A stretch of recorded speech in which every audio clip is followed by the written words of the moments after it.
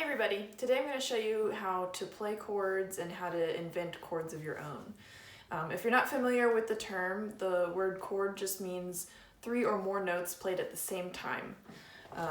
So in Western music theory, the most common chord is built out of thirds. And so what I mean by that is that most chords, when you think about creating them, you think about the distance between the notes, otherwise known as the intervals. So we can start on C. And then we just find a third up from there. So 1, 2, 3. With my younger students, I also call this a skip because it just skips one note. So that's the first part of the chord, and then the next we go up another 3. 1, 2, 3. There's another third. So it's a very common chord, C major. You just do 3 notes, all a third apart. You can also add in more thirds. So if you go on another third up from there,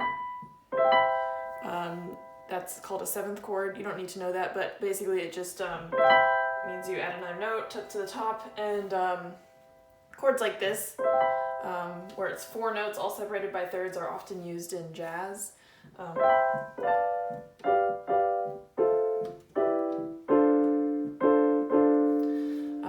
So yeah, it can be a cool thing to do. You can also build chords on different intervals. So we did thirds, we can do fourths. So we can start on A, 1, 2, 3, 4.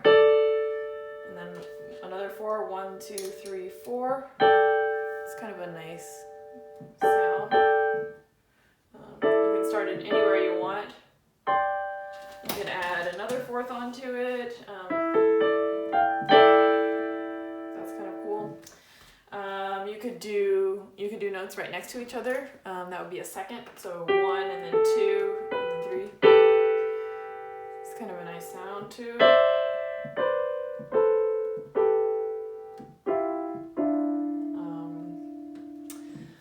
Yeah, and then you can mix and match. You can do thirds and seconds and fourths. Let's do one with a third, a second, and then a fourth.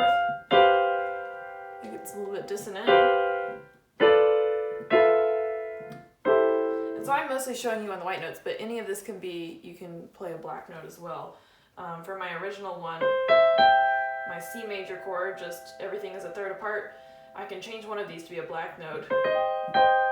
That would, if you change the middle one down, it makes it C minor, but the names don't really matter. So just explore, play different notes together on the piano and see what you like best.